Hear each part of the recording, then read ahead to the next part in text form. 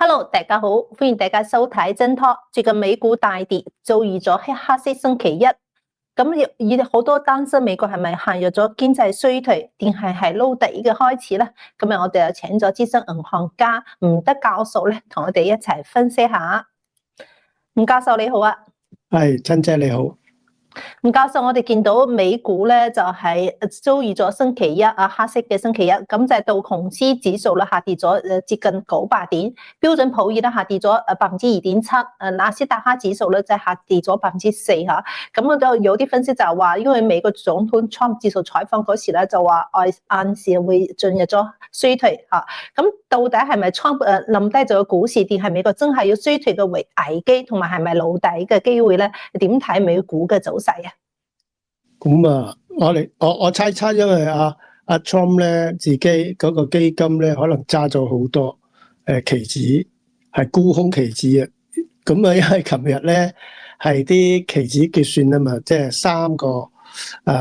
標準普爾啊，即係標普500嗰個道瓊斯啊，同埋納斯達克佢哋嘅期指結算啦。咁所以咧期指結算連續季度咧，成季嚟講已經下跌啊嘛，咁啊梗係撳住你，唔會俾你上啦。因為咧係好似近時嘅原油寶啫嘛，即係你記得中銀嘅原油寶嘛，記唔記得？咁啊嗰即係3-4年前佢可以油價可以負數嘅，就係因為嗰晚黑結算啊嘛。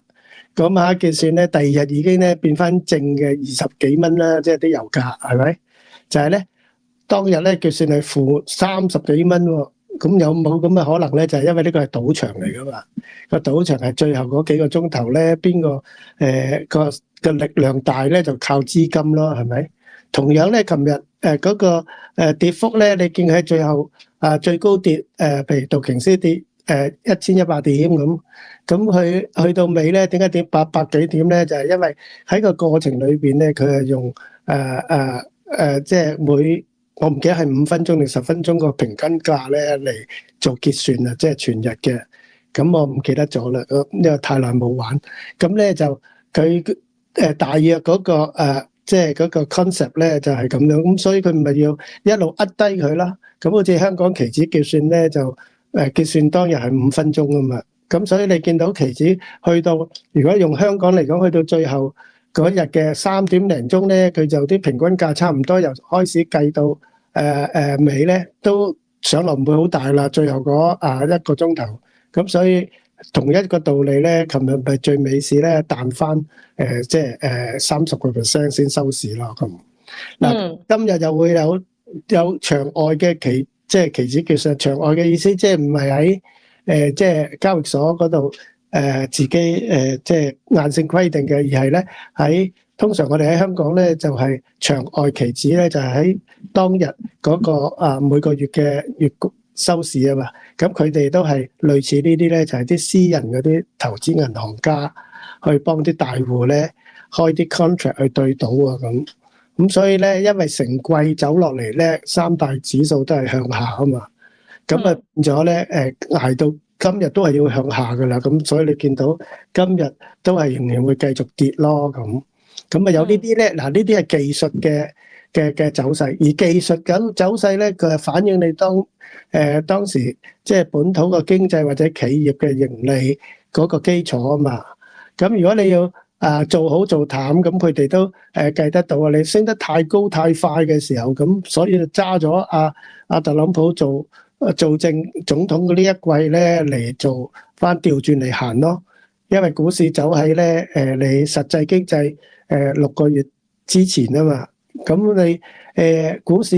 如果喺過去3個月係走喺未來3個月之後嘅實體經濟，咁因為阿特朗普嗰啲關稅或引致嗰啲基礎上邊咧啲問題咧，先至會咧喺而家嗰個即係下跌市嗰度有效咯。咁最主要有4樣嘢嘅。即係嗰個基礎上邊就係因為特朗普嗰啲關稅政策咧，令到個市場增加嗰個市場嘅憂慮。咁呢個咧就叫政策不確定性啦。第二就係咧，而家出嚟嗰啲 GDP 就算有得升咧，都比較咧冇以前嗰2年冚冚聲啊。咁以前2年冚冚聲係因為再之前使錢使咗，你諗下，即係由奧巴馬時代嗰10萬億咧，使到而家咧係37萬億喎，係嘛？咁你咪變咗冇辦法啦，呢啲錢咧使咗出去，由你公家度使咗出去，咁咪個人有銀紙燒咯，係嘛？帶動咧個經濟好咯。咁而家未上任就已經嗌住咧要減聯邦政府支出1/3啦。聯邦政府有220萬員工啊嘛。咁如果你減少支出1/3，即係咧一係就減人工，一係就裁員，係嘛？咁呢度咪影響好大咯，即係影響嗰個消費市場，咁咪變咗個 GDP 就算唔倒跌啊，都咧升幅會好慢啦。咁咧亦都咧聯邦政府裁員咧，梗係帶動嗰個數據咧就業情況唔好啦。咁呢啲即係通通咧概括為咧經濟嘅數據都係轉弱咯。咁第三就係你好似睇 Tesla 咧，Elon Musk 佢正如特朗普喺佢嗰個social media 講，佢話呢個咧為咗生命安全都唔顧嘅，都係為咗咧美國咧而嗰個經濟同埋政治系統咧做嘢。咁咧啲反對力量，即係特別係嗰啲即係輸咗嗰啲力量啦，咁或者係嗰啲收咗錢做嘢嗰啲力量啊，咁一路咧喺度搞破壞咯。咁呢個破壞就係令到Tesla 股價咧過去咧由高位跌咗40%落嚟。咁所以特朗普話佢應該今朝我哋美東時間咧就去買翻架 Tesla 支持佢咯。咁佢嗰個特別係即係將呢個信息咧喺佢嗰個社交媒體度咧發布，咁即係借機會去即係讚美即係整個美國嗰個嗰啲人咧係應該繼續要支持呢個咧為國而承擔呢個咁嘅即係挑戰嘅Elon Musk 咯。咁另外有譬如話輝達即係 Nvidia， 因為中國咧出咗嗰個即係一月頭即係出咗嗰個DeepSeek 咧 DeepSeek， 咁俾人哋覺得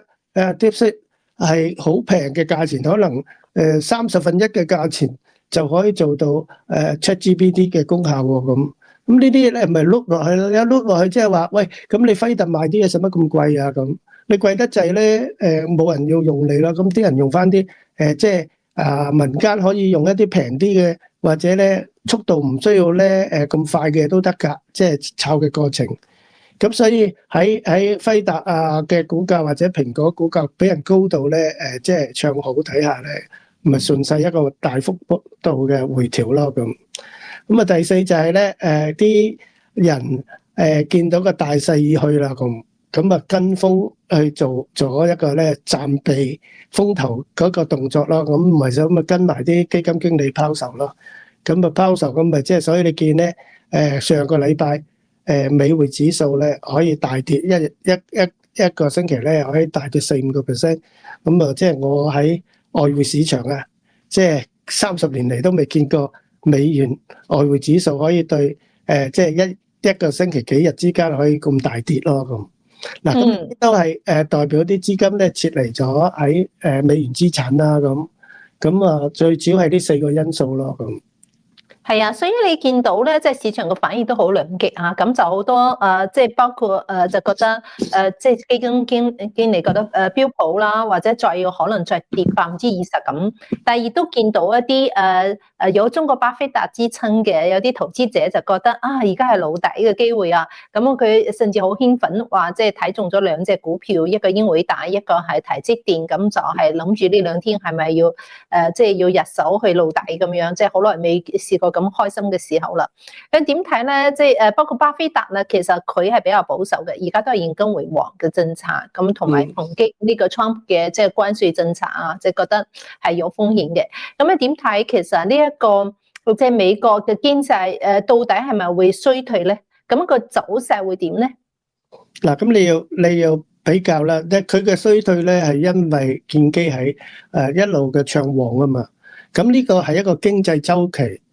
即係一個經濟周期嘅調節啫。咁呢個經濟周期調節，即係佢唔係好似我哋香港咁。我哋喺香港係面對咧成個係叫做結構性嘅改革啊嘛。咁中國亦都係面對一個結構性嘅改革啊嘛。所以咧，我哋中國同香港會慘佢咧好多 N 倍嘅。咁但係佢嗰個周期性咧，就係因為佢本身嗰個民主制度、資本主義、開放市場都不變啦，咁而佢嘅變嘅咧，就係由過去即係最大嘅經濟政策嘅變咧，就係由過去即係 Covid 之後，佢哋採用咗嗰個我哋叫做需求面或者需求質嘅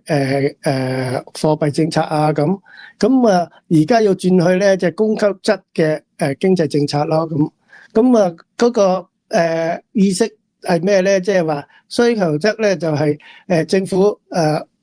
即係大政府，咁一路咧由政府咧撒幣出去做嘢，咁呢啲咧撒幣做嘢都係會令到即係個需求會加強啦。但係嗰個走嘅路咧就會變咗係高通脹啊，變咗咧嗰個經濟泡沫出現啦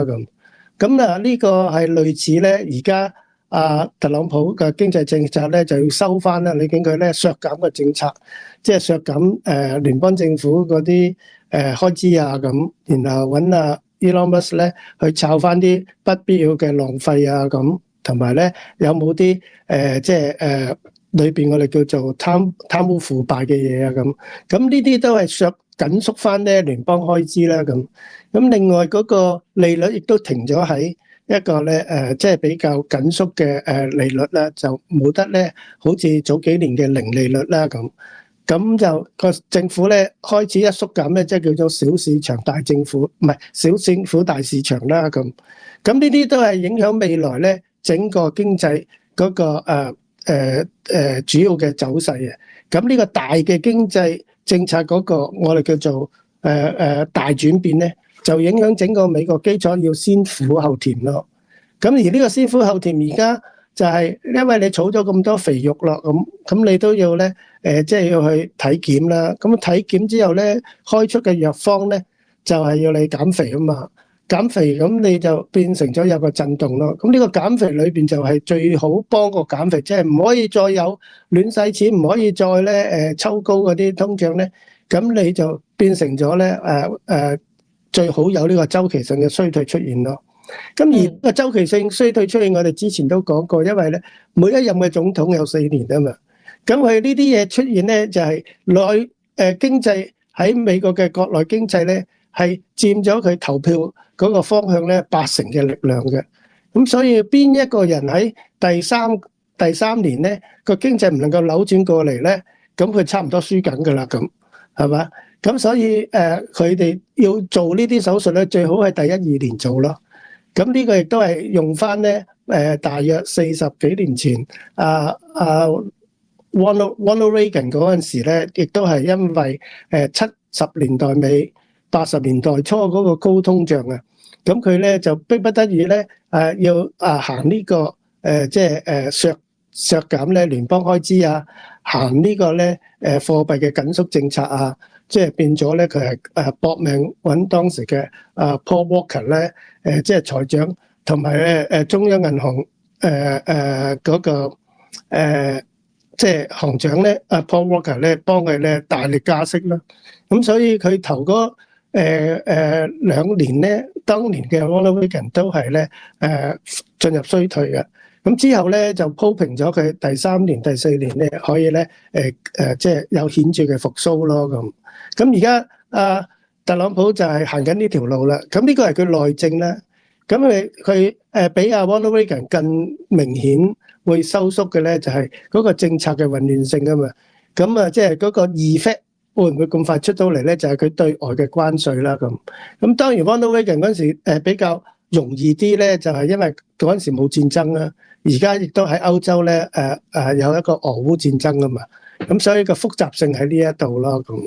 咁但係啲人話撈底咧，就係即係希望佢逢係呢啲咁嘅經濟周期性嘅話咧，最好就快啲跌。咁所以你見特朗普咧呢兩日咧自己都去話快啲跌啦咁，佢咪梗係唔係咁講咧？佢梗係咧講話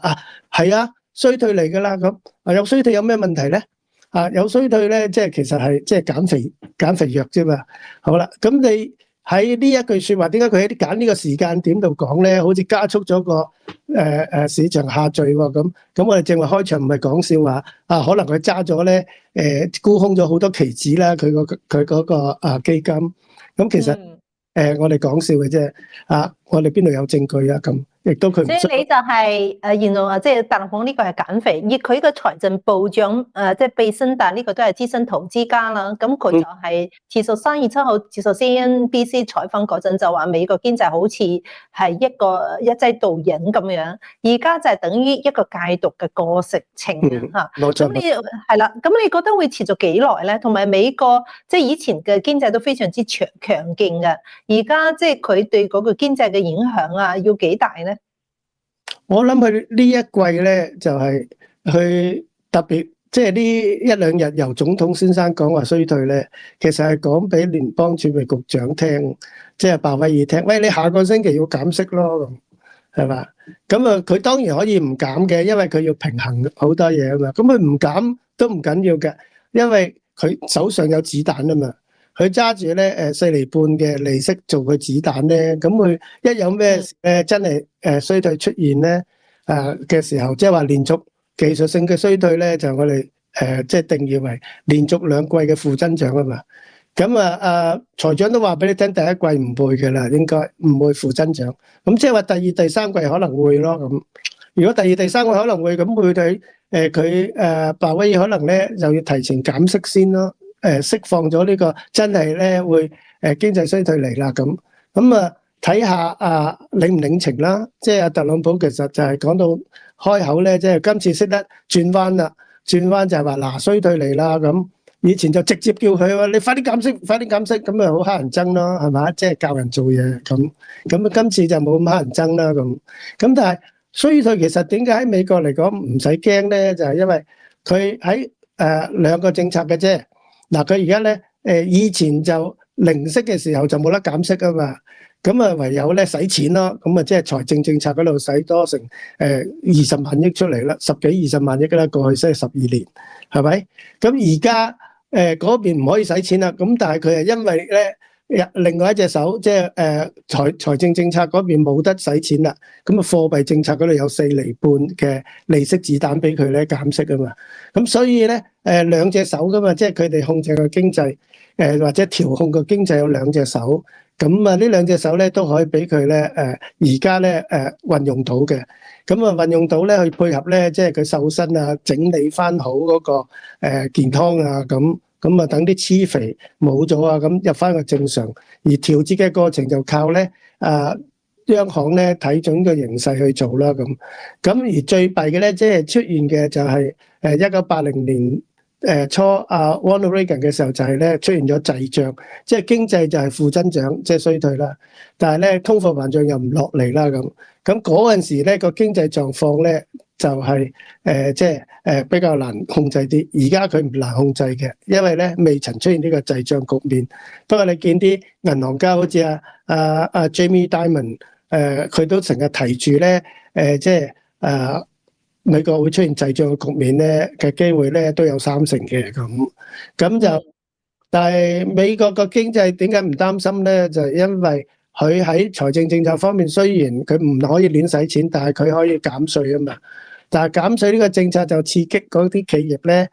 即係可以賺多啲盈利，咁支撐住嗰個股市咯。咁但係呢個需要時間嘅，即係你嘅減稅優惠咧需要大約12個月至18個月先至能夠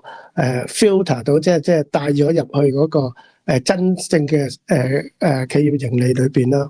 咁而貿易談判佢隨時手緊手鬆都得嘅，即係佢好似而家咁，佢唔係即係壓迫墨西哥同加拿大要唔可以代人哋即係做啲轉運咯，轉運港口啊咁佢就要等佢埋台嚟講嘢，但係佢都俾2個月時間佢啦前後，咁啊等佢咧調節翻啦，咁亦都好多政策上嘅藝術啦，咁政策上嘅藝術即係話有啲嘢要幫埋墨西哥同加拿大咧，俾佢落台咧加翻中國嘅關稅代佢收啊嘛咁。咁至於佢咧逼啲製造業回流，咁你咪見到即係講到明俾你聽，1000億美元嘅加大投資嘅就係咧即係台積電啦，係嘛？跟住咧，日本話會加大投資5000億啦，即係軟銀。所以呢啲先至係實體經濟最關鍵嘅時候嚇。係啊，即係你股市只係一個即係炒作或者一啲即係各方面即係套現嘅一個機會，但你實體經濟有冇真係有錢入嚟呢個先至係關鍵嚇。係。好啦，咁啊，即係教授啊，多謝你即係接受採訪啊。咁啊，股市投資都係有風險嘅啊，希望大家自己睇定啊。好啦，咁我哋下次節目再傾啦。好啊 ，OK， 拜拜。最後咧，即係節目都係再一次鳴謝我哋嘅節目贊助商普瑞堂嘅。普瑞堂嘅元寶蝦參系列咧，係真正長期服用同埋特別推薦嘅。普瑞堂嘅蝦參理念就係純正、天然、有效。佢哋係採用咗韓國6年根嘅高麗參，用400年嘅古法，60天9蒸9洗，純手工製造而成，有效去除咗新增雜質同埋造火性。咁人體即係嗰個對呢個蝦參嘅吸收率咧，係比紅參要高6倍啊，比白參更加係16倍。所以咧，我真正特別係中意呢個蝦參嘅，除咗呢個口服液之外咧，咁佢哋今年就有一個原生包裝，每一粒原生係土地分量足啊，食起嚟咧好似果丹皮咁，同埋係用野生蜂蜜調製，好濃嘅人參味。大家中意咧可以再試下。咁另外咧，普瑞堂亦都有純素嘅植物乳油，對提高免疫能力、消除疲勞、千樹管、降三高同埋膽固醇都好有幫助啊！有需要嘅朋友可以點擊視頻下方嘅鏈接，輸入我嘅專屬優惠碼 LZ2023，就可以享受全球免費嘅郵寄。呢個對香港觀眾都非常之有意，即係非常之好啦。好啦，今日時間差唔多，下次節目再傾，好，拜拜。